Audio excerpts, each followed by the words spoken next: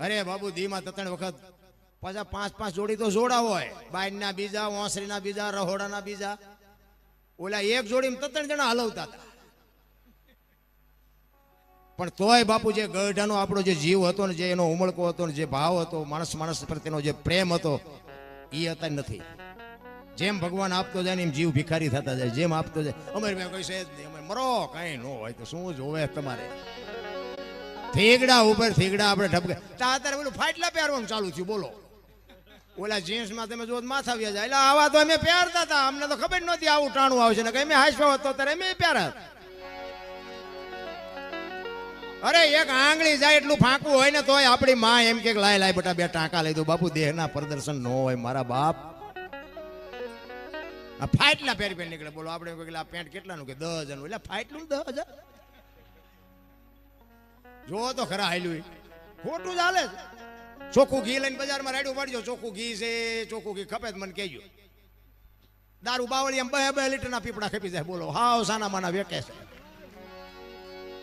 દારૂની જાહેરાત કરાય એમને તો આમ કોઈ માણસની અવર જવર ન હોય ને, કોઈ બોલતું ન હોય ને, કોઈ સાંભળતું નહીં એવી જગ્યાએ હોય ને તોય પીપડા ખૂટી રહેશે. ચોખ્ખું ઘી 2 કિલો નથી ખપતું. જોવો તો ખરા દુનિયામાં હાલ્યું. આમાં આપણે હિન્દુ રાષ્ટ્ર બનાના હે, મેરા ભારત મહાન. ખટારા ઠાઠે લઈ કે ભારત મહાન થાય, દિવાલ ઉપર લઈ કે ભારત મહાન થઈ જાય. મારે ને તમારે બાપુ સુધરવાની જરૂર. ભારત તો મહાન જ છે. મારામાં તમારામાં કૂડ ભર્યું છે. એ જો નીકળી જાય તો ભારત મહાન જ છે. ભલામણ એક હગો બાપ આ કથા બેહાડો. એક રામચંદ્ર પરમાત્માની તમે રામ કથા બેહાડી હોય તો એકની એક વાત હોય. શું સાંભળીને કામ હોય? અયોધ્યા નગરી દશરથ રાજા 4 દીકરા, રામ વનમાં ગયા, સીતાજી રાવણ લઈ ગયો, હનુમાનજી અહીંયા ગયા, રામે રાવણ ને માર્યો ને અવતાર્યા. વાત તો આજ તે બીજું કઈ તો શું સાંભળીને કામ શું છે? આ કોને નથી ખબર?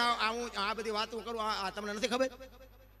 રામે આમ કર્યું હતું, કૃષ્ણે આમ કર્યું હતું, રામાપીરે આમ કર્યું હતું, ભોળાનાથે આમ કર્યું હતું, ગણપતિ આમ. કોને ખબર નથી? તો શું આને વાગોલ હેન્ડલ જ માર કરવાનું?